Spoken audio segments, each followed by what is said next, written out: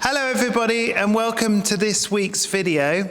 As you know, I'm doing a whole series at the moment on school initiatives, and this week I'm going to focus on the area of social enterprise because we have imposed from last year a social enterprise coordinator, Ashley.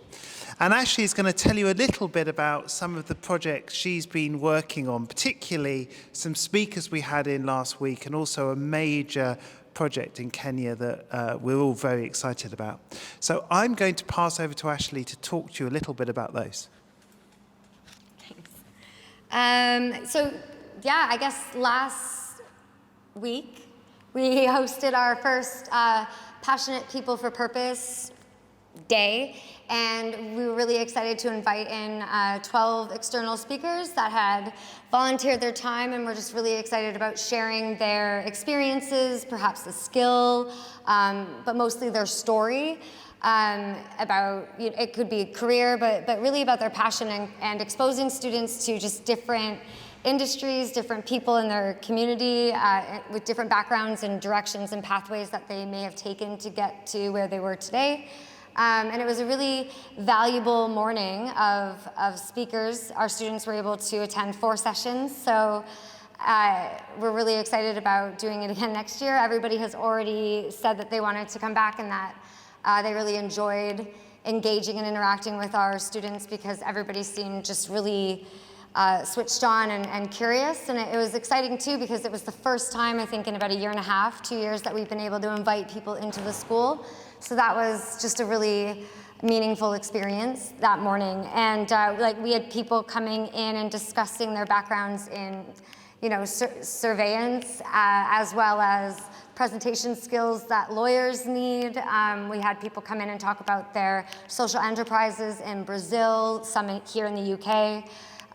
Right here in Ealing, we had Friends of Ealing come and give a background on the eco-anxiety, how do students deal with the responsibility and pressures of the climate crisis. So just really meaningful and relevant topics that our students were able to hear and interact with people in those industries.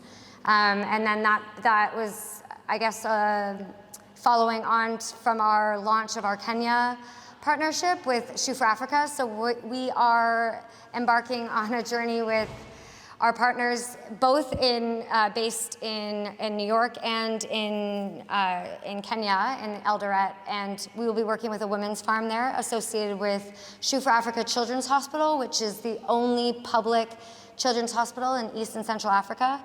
And we'll be working with the women on the farm to bring in high nutrient plants and resources that will then be directly fed into the Children's Hospital to work on some of the issues like malnutrition, which then complicates a lot of the treatment.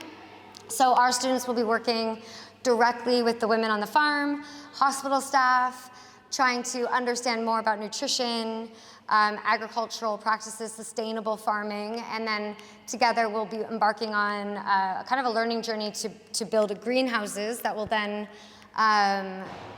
host high nutrient food for the hospital and for the children there. And it allows for a sustainable income, new skills and practices, and kind of this lifelong learning and partnership that we hope to cultivate with our community.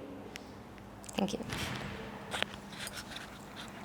So just to put that into context, one of the big aims of our strategy is to try to move from service in a traditional sense, where students just give money, but really that's the end of it, and there's no real interaction with the community that they're helping, to something that's a real partnership.